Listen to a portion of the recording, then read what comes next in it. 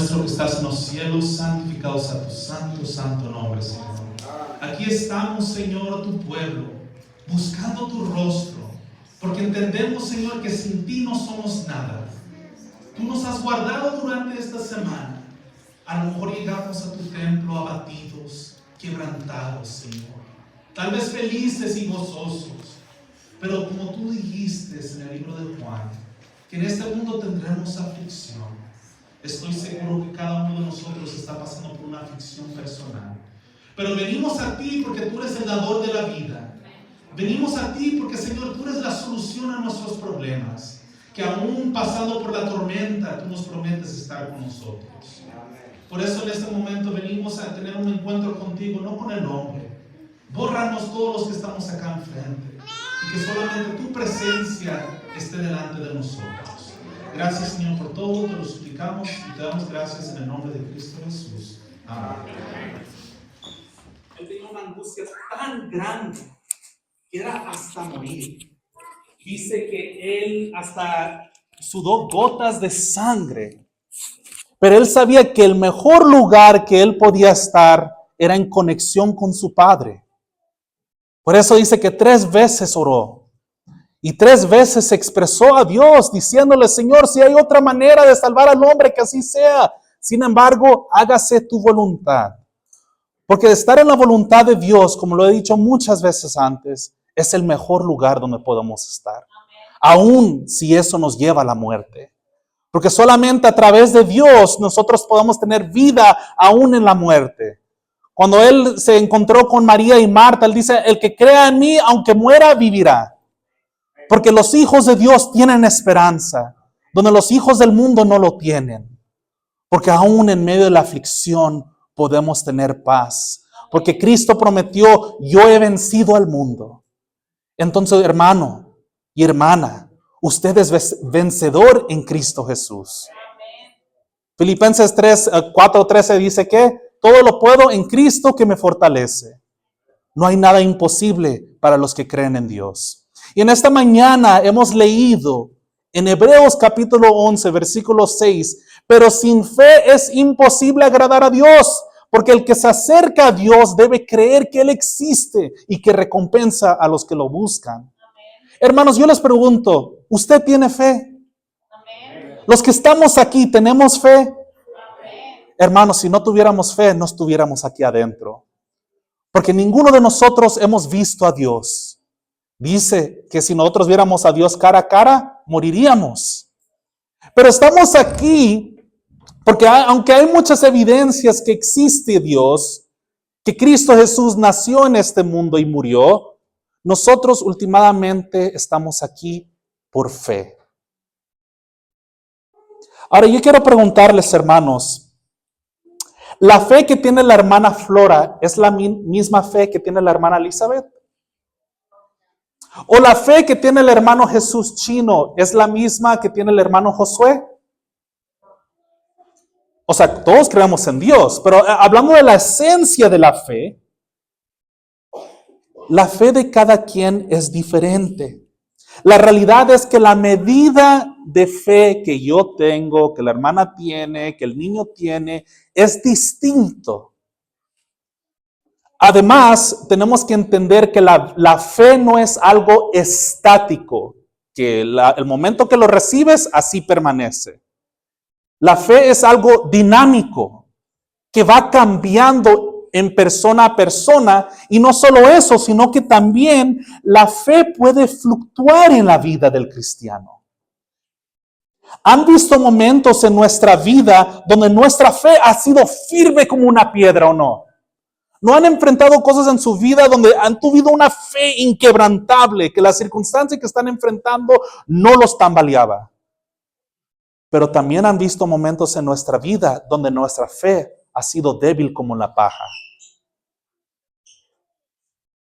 Eso quiere decir que la fe es algo dinámico que puede fluctuar, en el sentido de que un día tú puedes tener una fe fuerte y otro día puedes tener una fe débil. Abraham era conocido como el padre de la fe, y él tuvo fe porque él estuvo dispuesto a sacrificar a su hijo Isaac. Pero este padre de la fe también tuvo momentos donde su fe estuvo débil, donde él cayó en la tentación. Desconfió de las promesas que Dios le había dado. Eso quiere decir, hermanos, que nuestra fe es algo que debe ir creciendo. Porque si no hacemos, si nos quedamos aquí, o crece la fe o se debilita. No puede quedarse en un lugar fijo. Ahora, tal vez, como he mencionado, nuestra fe ha sido firme. Yo quiero que ahorita analicen su propia vida. No piensen en mí. Piensen en momentos en su vida donde han tenido dificultades, donde su fe ha sido firme ante las adversidades, como las enfermedades, una cirugía a lo mejor usted tuvo una cirugía donde se sentía preocupado y tuvo fe en Dios, tú vas a proveer y Él proveyó. Tal vez tú estabas en peligro, a lo mejor viviendo en un país peligroso. Nosotros, Raquel y yo, enfrentamos muchas cosas peligrosas cuando estábamos viviendo en Coatzacoalcos. En ese entonces era la tercera ciudad más peligrosa de todo México, donde yo vi estudiantes míos muertos en el periódico, donde vi que secuestraban a gente por solo $1,000 americanos, donde los mataban, los macheteaban, les cortaban la cabeza, cosa fea, hermano. Nosotros experimentamos cosas peligrosas. He contado el testimonio cuando iban a secuestrar a Raquel. Hubieron muchos momentos. Y por eso digo, hay momentos, a lo mejor si tú piensas en tu pasado, donde tu fe fue inquebrantable, que no importaba lo que enfrentabas, tú confiabas en tu Dios. Pero también han visto momentos donde nuestra fe ha flaqueado. Maybe he estado firme ante la adversidad de una enfermedad, pero a lo mejor mi fe me falta cuando se trata de finanzas. Tal vez mi fe me falta cuando no tengo trabajo. Tal vez mi fe me falta porque tengo problemas en mi matrimonio. Pero en esas otras cosas tuvimos fe inquebrantable.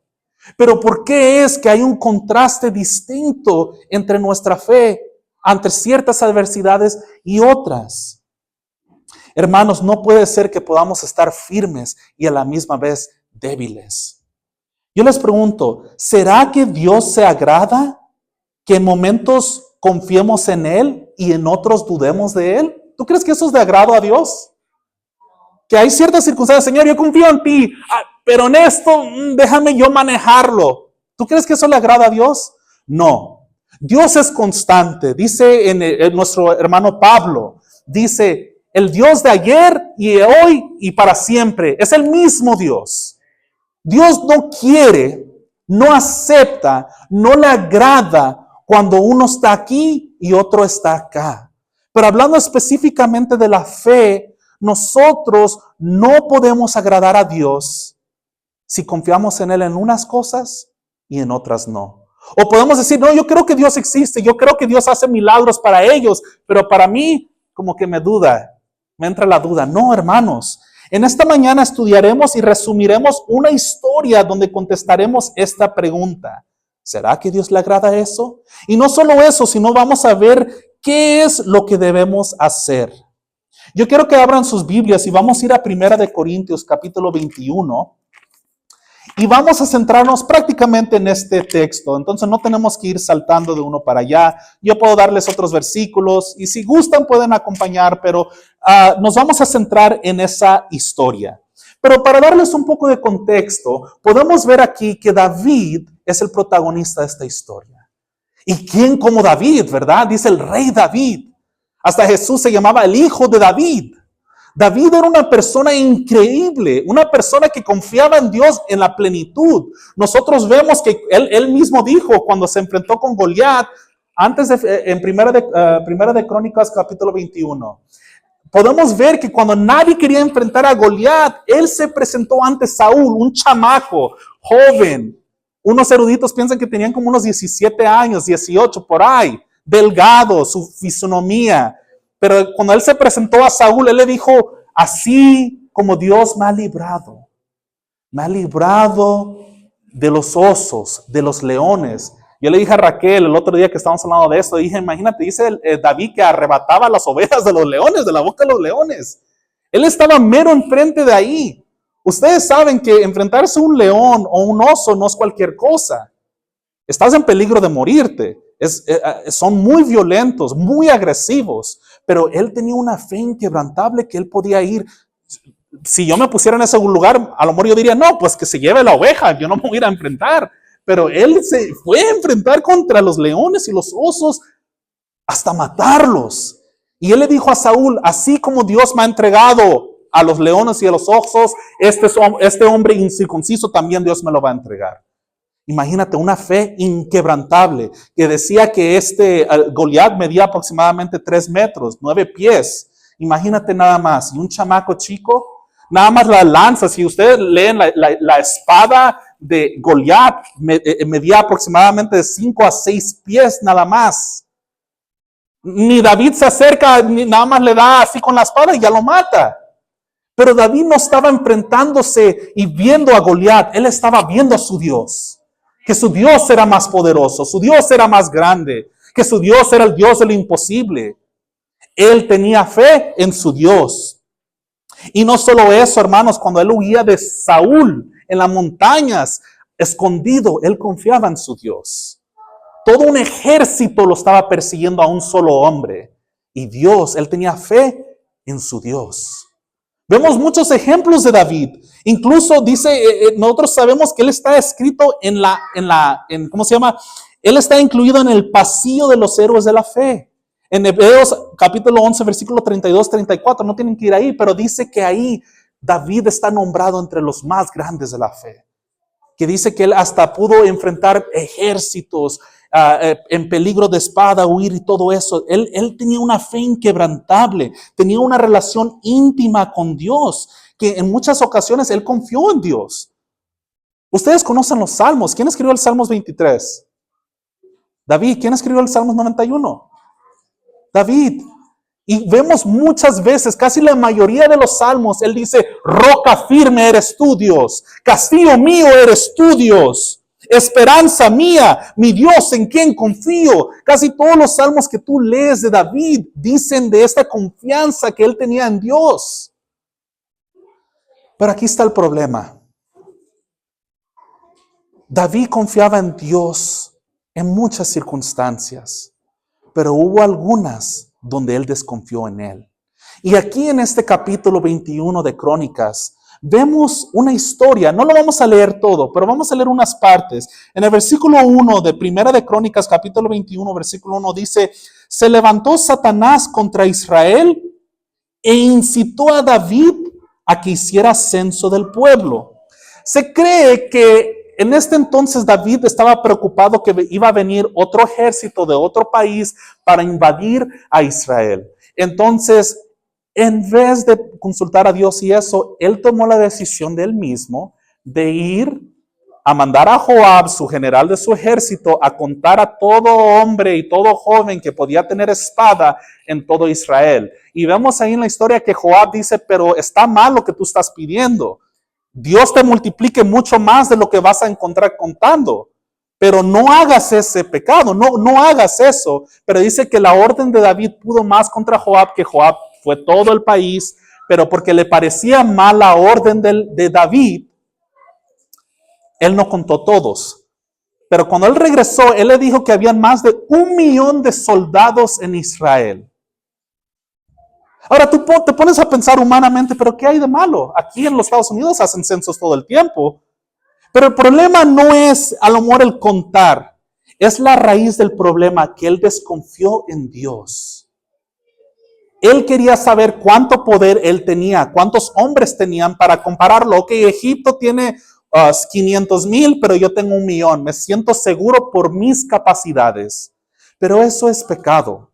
Cuando uno depende de uno mismo, estás desconfiando en Dios. Te estás poniendo a ti como un Dios, que tú puedes lograr esto. Y mira, en este mundo se te enfatiza mucho, tú puedes hacer lo que sea. Hermano, la realidad es, tú y yo no podemos hacer nada sin la voluntad de Dios. Ni siquiera podemos levantar un dedo sin la voluntad de Dios. Eso quiere decir que el pecado de David aquí era desconfiar en Dios. Ahora, la siguiente pregunta que quiero hacerlos. Toda acción tiene una reacción. Si tú haces X, va a pasar Y.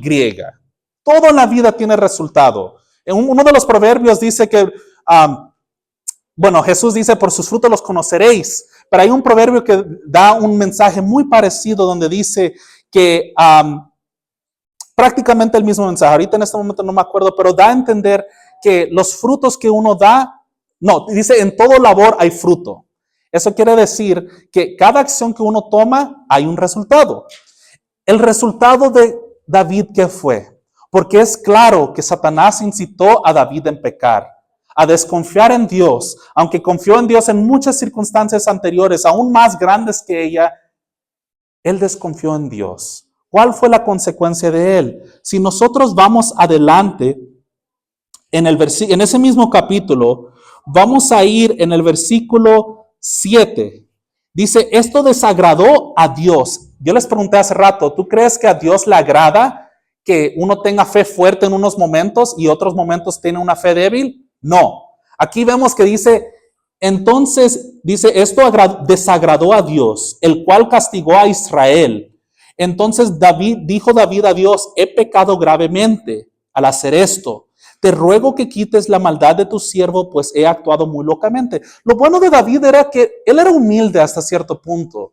Que él reconocía, él no se ponía al tú por tú, él reconocía cuando él pecaba. Lean el Salmo 51, uno de los más bellos salmos que puedes encontrar.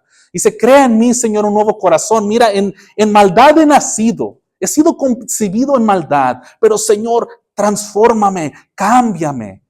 David era humilde. Entonces él reconoció que, hey, por mi pecado estamos sufriendo, Señor, perdóname. Y Dios es misericordioso. Pero ahora va la siguiente pregunta. Hay acciones que tú y yo vamos a tomar que tienen una consecuencia. Ahora, ¿esa consecuencia es un castigo directo de Dios? Déjame refaciar esa pregunta. ¿Dios castiga o no castiga? Vamos a basarnos en lo que la Biblia nos dice. ¿Dios castiga o no castiga? Porque yo he escuchado a muchos decir, sí castiga, y otros decir, no castiga. Pero es claro que en Apocalipsis capítulo 3, versículo creo que 14, dice, yo castigo al que amo. Exactamente. Y ahí no podemos darle tanta, ahí Dios está diciendo el mismo, yo castigo. Pero en la vida son dos cosas. A veces nos toca las consecuencias de nosotros mismos. No es que Dios nos está mandando un castigo, pero claramente hay momentos, y yo diría que podrían ser menos que las consecuencias. Hay momentos donde Dios sí castiga. Y Él castiga por amor porque el castigo lleva al arrepentimiento, el castigo lleva a la transformación. Pablo mismo dice, ninguno de nosotros cuando nuestros padres nos castigaban lo teníamos por agrado, pero no fue hasta después que yo maduré a través de esos castigos. Eso quiere decir que aquí, vamos a ver el ejemplo mayor, Dios le dice a David, mira, tú hiciste mal, desconfiaste en mí. Podríamos decir, ¿no estuve yo contigo contra Goliat? ¿No estuve yo contigo con Saúl? Brian, yo no estuve contigo cuando quisieron hacer los procesos de inmigración. Brian, yo no estuve contigo cuando no tenías trabajo y estabas buscando trabajo. No estuviste, o sea, Raquel, Brian, Juventino, hermano Abraham. Dios nos hace esas preguntas. Porque eso nos hace dar a entender que hay momentos en nuestra vida donde hemos confiado en Dios y otras donde no. Y aquí Dios le dice a través del profeta Gad, así ha dicho Jehová, tú vas a recibir un castigo. Lo vas a recibir. No hay evadir aquí. Pero te voy a dejar escoger. Una, ¿quieres 3 años de pestilencia donde no haya comida? Segunda opción, 3 meses de que voy a poner tus enemigos contra ti, David, y tú vas a estar huyendo de ellos. O la tercera opción, donde vas a caer 3 días por mano y espada de Jehová. Tienes que elegir. No, aquí no, pues, ¿qué otra, cuarta, quinta opción? No, una de las 3. Por eso te estoy diciendo, Dios nos castiga. Y Él dice, ¿sabes qué? Caiga yo en manos de Jehová porque Jehová es misericordioso. Porque dijo, para el hombre o la pestilencia, eso no hay control ahí. Pero yo sé de mi propia experiencia que Dios es misericordioso. Entonces, Él eligió eso. Y vemos en el 13 que, vemos en el adelante, es que esta historia va entre Primera de Crónicas 21 y también Segunda de Samuel capítulo 24, pero vemos que murieron muchísima gente que estaban muertos por todo lado. Y dice David que tuvo tanto miedo de eso, dice que él fue y él hizo una oración en un lugar. Dice que él levantó un altar, right? Eso es más adelante, pero él fue a orar en algún lugar. Y sabemos que este mismo lugar donde él fue va a terminar siendo donde Jerusalén fue, o sea, el templo de Jerusalén fue construido. Hay muchas conexiones ahí, pero por corto tiempo lo que vamos a enfocarnos, él va a este lugar, él se arrodilla, él está orando y dice que él alza sus ojos y él ve un ángel con una espada desveinada y que le entró un temor tan grande que él no tenía un miedo tan grande que él no supo qué hacer. Y vemos aquí adelante que Dios le da la indicación: vas a ir a tal lugar y vas a comprar tal era y vas a hacer un altar y vas a sacrificar ahí. Y él se acerca a la persona y la persona dice: no, Señor, tú eres el rey, tómalo, es tuyo. Y David dijo, y debemos escuchar esto, porque muchas veces nosotros no queremos enfrentar las consecuencias de nuestras acciones. No vas a aprender, Brian no va a entender, menos que enfrente las circunstancias de mis consecuencias. Y aquí David le dijo: no, yo no tomaré esto sin que me, ¿cómo se llama? Sin que me cueste algo. Te lo voy a pagar el justo precio. Y todas tus vacas también te los voy a comprar. Él se estaba haciendo responsable por sus acciones, por su falta de fe. Y vemos ahí que después compra, ora. Dios dice ahí que Dios se arrepiente, no como el hombre se arrepiente. Ay, me arrepiento por hice mal. O sea, le dio compasión por lo que estaba pasando y le mandó al ángel: ya no mates más. Y vemos adelante, hermanos, todo eso se pudo evadir, todo este problema se pudo evadir si David simplemente hubiese confiado en Dios. ¿Cuántas veces nos hemos buscado nuestros propios problemas? Por buscar consulta del hombre o consulta de uno mismo antes de buscar a Dios. Yo personalmente les puedo decir que me he metido en problemas por lo mismo. Hace unos años, como ustedes saben, me compré un auto y resultó que este auto tenía problemas, pero yo en mi corazón sentía que ese no es el carro que debo comprar. Hasta pasó un blizzard, veníamos de Boulder de ver otro carro y yo en mi corazón sentía: este no es para ti. Pero yo dije así como necio, porque dije: no, pero el Carfax aparece bien, el miaje aparece bien, tiene solo esto, lo demás. Y yo fui. Y aún estando ahí, yo no sentí paz en mi corazón. Y el caso es que yo terminé comprando el carro. Y una vez lo traje el sábado, pues tuve que regresarlo esa misma semana.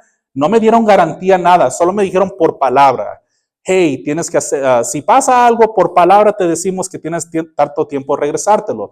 Pero yo me puse a orar. Yo le dije a Raquel, me puse a orar porque era el sábado en la noche. Me puse a orar todo el sábado, el domingo. Dije: no, ¿en qué problema me metí? Y el caso es que yo me preparé. ¿Qué voy a decirle a la persona? Porque después se resiste. No, tú ya lo compraste, no tienes, lo que sea. Pero el caso es que me preparé, pero Dios me humilló. Te voy a decir por qué. Porque Dios no depende de mis labios para sacarme de mis problemas. Él quería que yo confiara en Él.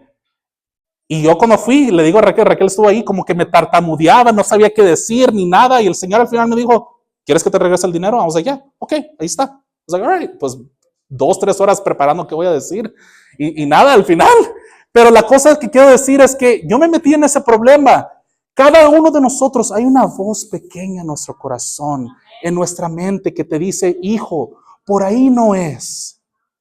Dice: encomienda tus planes a Jehová y tus planes tendrán éxito. Otro proverbio dice que para el hombre este camino le parece recto, pero al final le lleva la muerte. Hay cosas en tu vida que vas a creer que este es el lugar, pero antes de tomar el primer paso, debemos consultar a Dios. Porque Dios ve más allá de lo que está detrás de esta puerta. Dios ve más allá. Dice que Él quiere que prosperemos en todos los sentidos. Entonces David le faltó la fe. Recibió un castigo de eso. Se arrepintió, claro. Enfrentó sus consecuencias, claro, como un hombre, como un varón. Voy a enfrentar, no voy a evadir. Yo la regué, pero voy a hacer lo que está a mi poder con la ayuda de Dios para solucionar esto. Y Dios tuvo misericordia.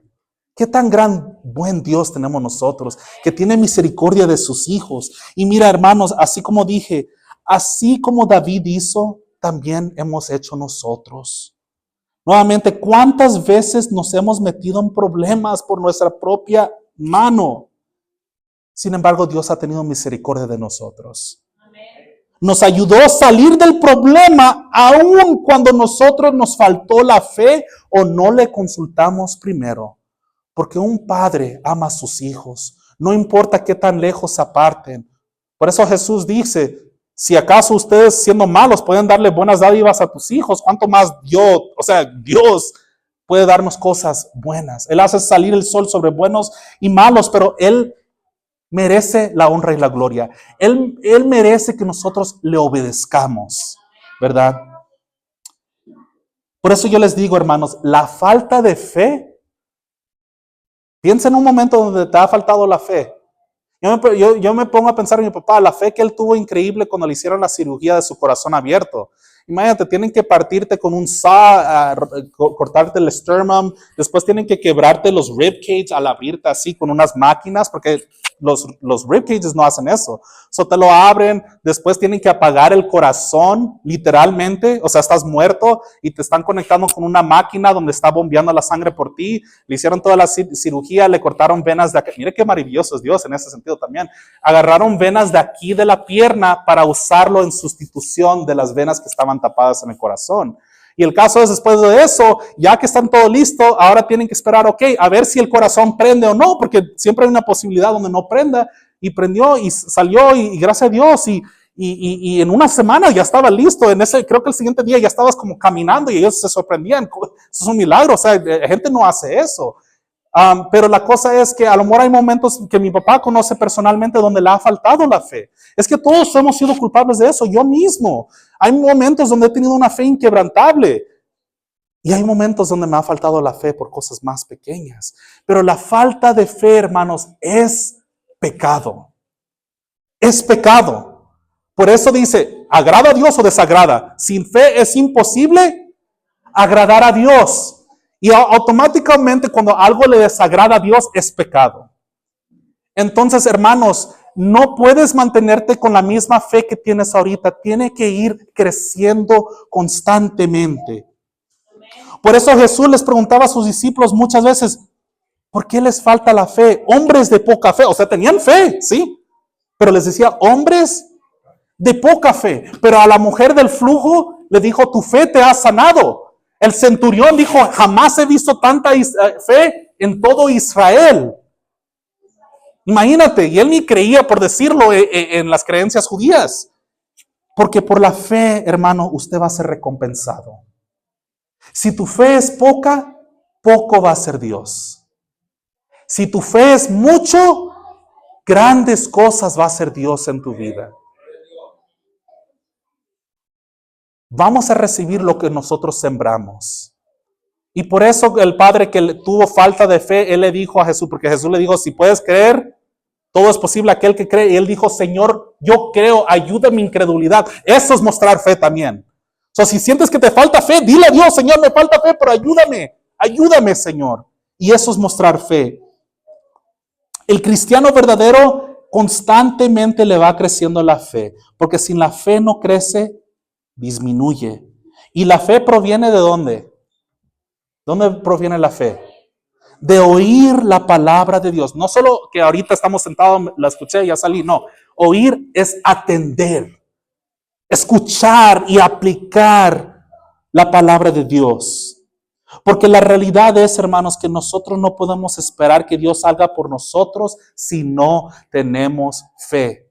Está bien si estás llorando por tu problema. Está bien si te sientes frustrado. Pero ten fe en Dios, no en ti, no en el humano, no en la esposa, no en el esposo, no en nadie. Fe en Dios. Pero esa fe debe llevar a la acción también.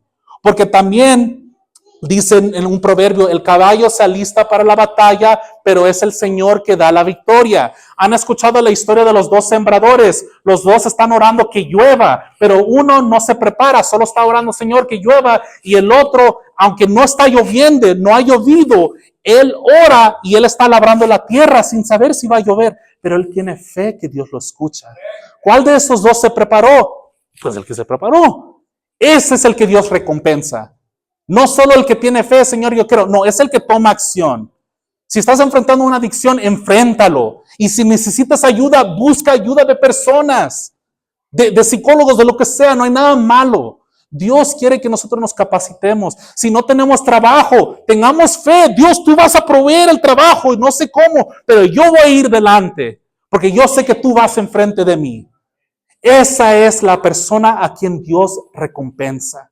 Pero dice en Santiago, hermanos, lo he dicho en otros sermones, la persona que es como la ola del mar, que a veces sí tiene fe, a veces le falta la fe, a veces sí cree en Dios, a veces no cree en Dios. Esa persona, dice en el libro de Santiago, no espere de Dios cosa jamás. Porque Dios no está con juegos, es sí o no. Dice que tu sí sea sí y tu no sea no. Lo que es más de esto es del enemigo. Y por eso la Biblia dice que tu fe sea inquebrantable en Cristo Jesús. No dependamos de nuestra fe, dependamos en el poderío de nuestro Dios. Que Dios tiene lo imposible para hacer. Que Él puede sacar del hoyo de tu vida, puede abrir el mar rojo donde ya no hay salida. Ese es tu Dios. Pero hermanos, les repito, si tu fe es poca, poco va a ser Dios. Si tu fe es grande, grandes cosas van a ser en tu vida.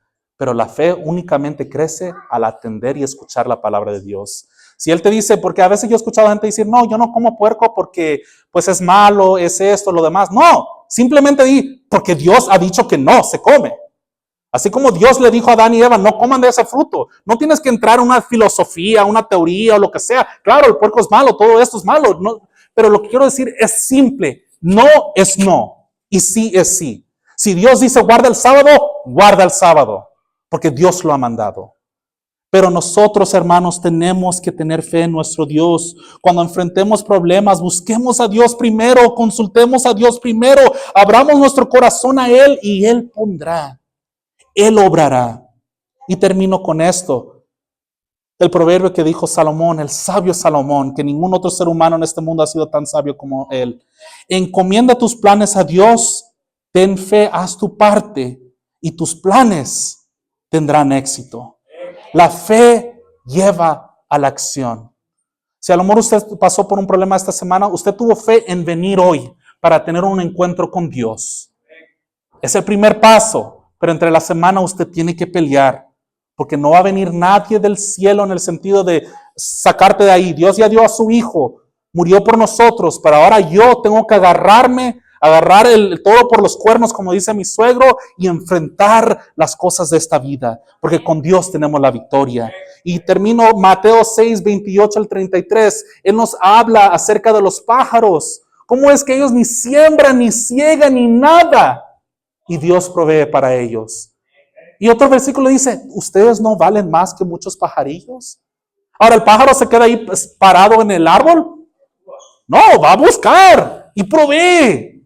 ¿Cuánto más para nosotros? No seamos de poca fe. Creamos que Dios provee para sus hijos.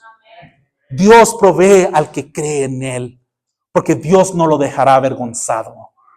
Porque nosotros tenemos, hermanos, un Dios todopoderoso. En ese momento los invito, vamos a ponernos de pie y vamos a entonar el último canto, que es el 508. Contendamos siempre por nuestra fe.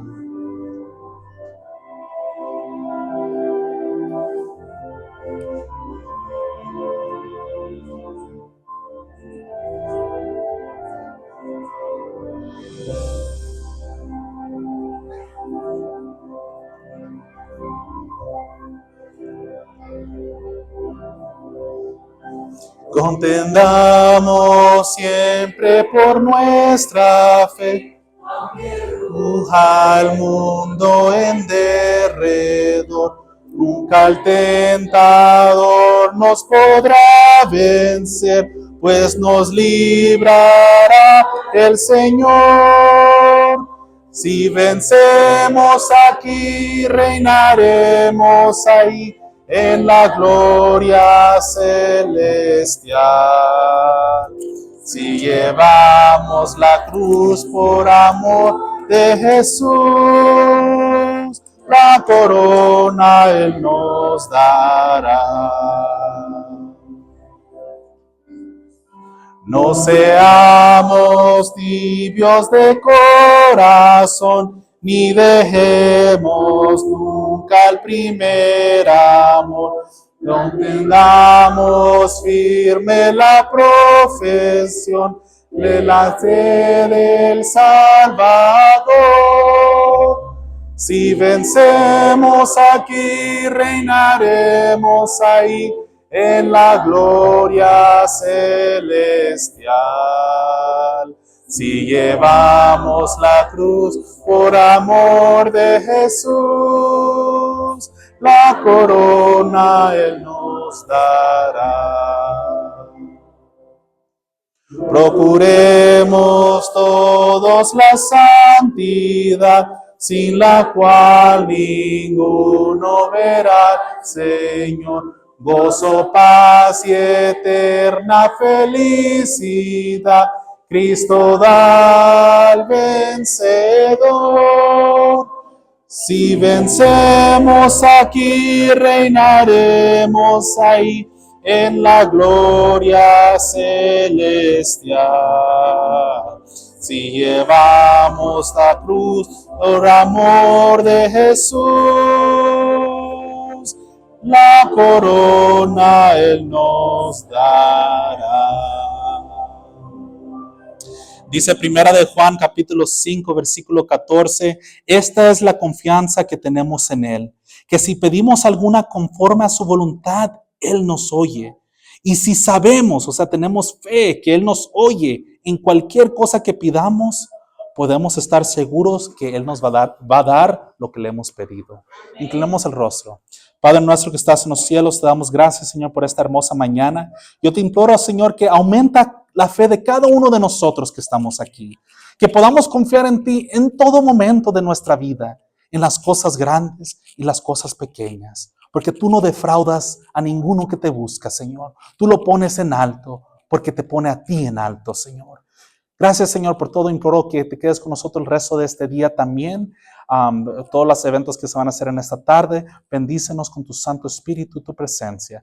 Gracias, Señor, por todo. En el santo nombre de Cristo Jesús pedimos esto. Amén. Que el Señor los bendiga, hermanos. Les recordamos junta directiva a las 3 y la sociedad de jóvenes comienza a las 5:30.